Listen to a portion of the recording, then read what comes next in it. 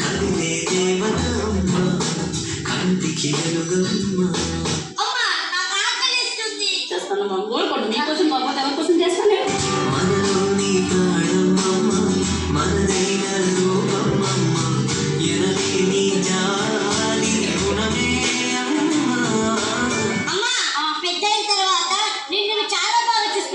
అవునా? నేను విమానంలో తిప్పుతానమ్మా. నేను మహారాణిగా కాలు కింద పెట్టకుండా చూసుకుంటానమ్మా.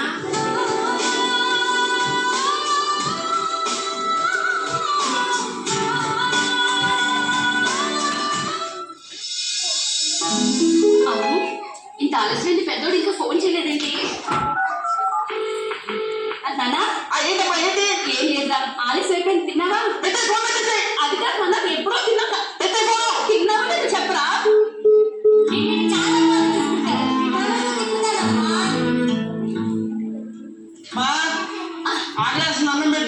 పెడతాను. దగ్గు బాగా ఎక్కువ అవుతుంది. నన్ను కాస్త మందులు మారిస్తే కొంచెం కుదిరి పడతారా? ఏం పడతావమ్మా, నాకు వచ్చే జీతానికి ఈ మందులకి నెల ఇన్నిసార్లు చెప్పాలంటే నా వల్ల కాదమ్మా. నేను మహారాణి కాలు కింద పెట్టకుండా చూసుకుంటాను. అయితే రేపు పొద్దున్న చూస్తాను, ముందు నాకు అన్నం తాగలేదు. సరే సరే.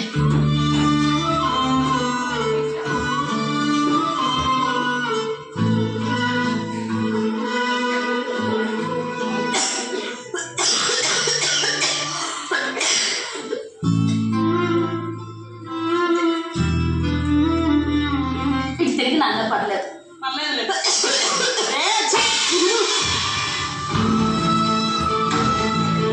అయ్యో, నేను కావాలని చేయలేదు.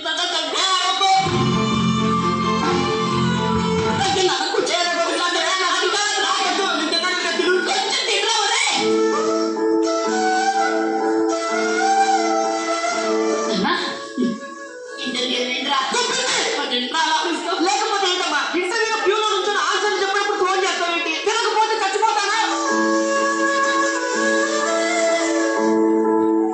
అక్కడికి ఇంటర్వ్యూలోకి వెళ్ళి కూర్చుంటే నీకు ఎన్ని మార్కులు వచ్చాయి, ఏం చదివాలి అడగట్లేదమ్మా. నువ్వు ఎక్కడ చదివావు అని అడుగుతున్నావు. చదివించడం సాధ్యం కానప్పుడు పిల్లల్ని కలగకూడదు.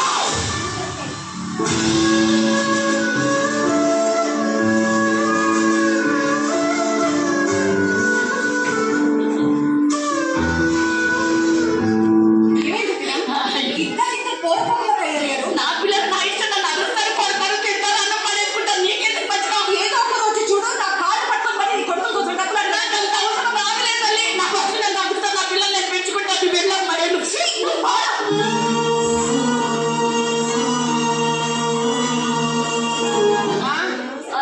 నాకు 2000 కావాలమ్మా అర్జెంట్గా. మందులు తెచ్చుకున్నాను. నన్ను మందులు తెచ్చుకోవడం ఏందమ్మా, పోయిపోయి నీలాంటి దాన్ని కడుపులు పుట్టాను చూడు, నిజంగా బాధపడాల్సి వస్తుందమ్మా. ఇప్పుడు నువ్వు కొత్త మందులు వేసుకొని ఓ పెద్ద అప్లికేషన్ పనులే ఉన్నాయి. కనీసం డబ్బులు ఉన్న ఇళ్లలో పుట్టినా కూడా బాగుండేది.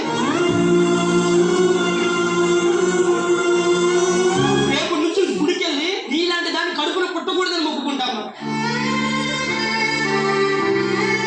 ఈ అమ్మ ఎలాంటిదంటే అంత గొప్పగా చెప్పుకుంటారు, కానీ నన్ను ఎవరిని అడిగితే నాకు అసలు అమ్మ లేదనే చెప్పుకుంటా.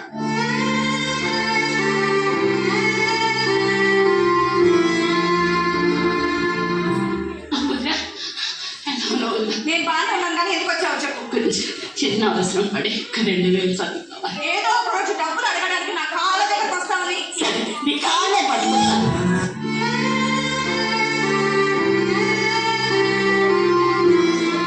కాళ్ళతో పడాలని చెప్పేసి నేను అంతే కొద్దిగా నీ ఆరోగ్యం చూసుకొని నీ జాగ్రత్తగా చూసుకోవాలి. నాకేం కాదన్నా, నాకేం పిల్లలు బాగుంటే నేను బాగుంటాను.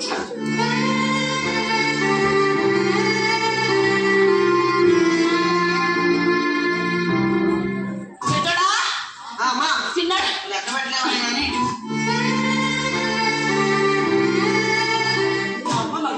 సరే, మన సాయంత్రం వచ్చేస్తా.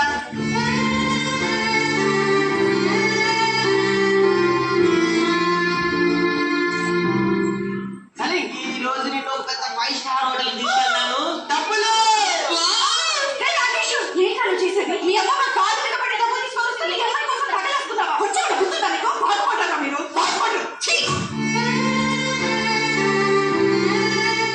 వాడు మాట్లాడుతున్నంత నిజమేనా? జస్ట్ ఏదో ఇంకా లవ్వు లేదు, గివ్వు లేదు, మన మధ్య ఏది లేదు. సత్య సత్య అమ్మా, నువ్వు నాకు ఇచ్చిన డబ్బులు ఎవరిని అడిగి తీసుకొచ్చావు? ఏంటన్నా ఏమైంది నాన్న తమ్ముడు. ఏమైంది అడుగు ఏమైంది? ఏం చేసావు మళ్ళీ మరి డబ్బులు ఎవరు అడిగించింది తెలుసా? పక్కింతో డబ్బులు అడిగించి. కాదు నాన్న మీరిద్దరు అంత అవస్థ పడుతున్నారు డబ్బు చాలమ్మా చాలు చాలు నీకు దండం పెడతాము ఇంకొకసారి మేము సంతోషంగా ఉంటాను నువ్వేం చెయ్యొద్దమ్మా నీకు దండం పెడతాము మేము చాలా హ్యాపీగా ఉండాలంటాం కదా నీ మొహం మాకు చూపించుకోమ్మా ప్లీజ్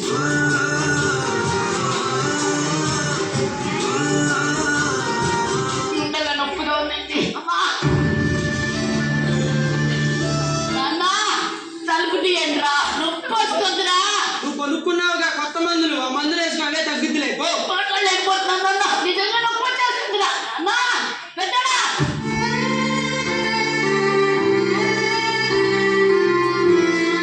తమ్ముడు ఏందయ్యా కళ్ళు తిరిగి పడిపోయినట్టుంది. ఆ నీళ్ళు తీసుకురాపు. ప్రతిసారి ఇది ఒకటి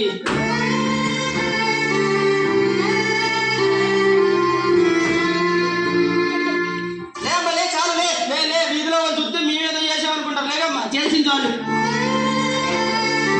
అమ్మా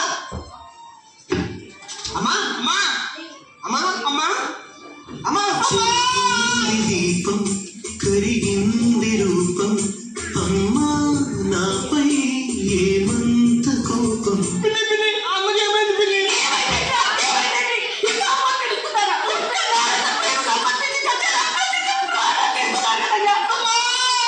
కొండంత శోకం నేనున్న లోకం నన్నే చూస్తున్నా అమ్మా పెద్దయిన తర్వాత నిన్ను విమానంలో తిప్పుతానమ్మా అమ్మా విమానంలో తిప్పుతాలే అమ్మా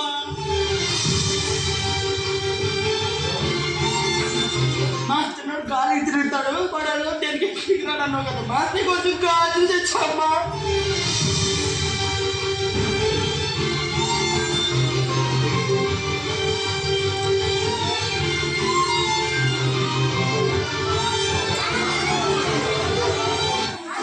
అమ్మ బ్రతికి ఉండగా కనీసం ఏ ఒక్కరు ఎలా ఉన్నావు తిన్నావా అని హెల్త్ ఎలా ఉంది అని అడగరు కానీ అమ్మ చనిపోయాక మాత్రం అమ్మా మిస్ యూ లవ్ యూ అని ఫోన్లో స్టేటస్లు మాత్రం పెడతారు అమ్మరా తను మనల్ని 9 నెలలు మోసి డెలివరీ టైంలో ఎంతో నరకం చూసి మనల్ని కంటుంది కనీసం ఆ తల్లికి కడుపు నిండా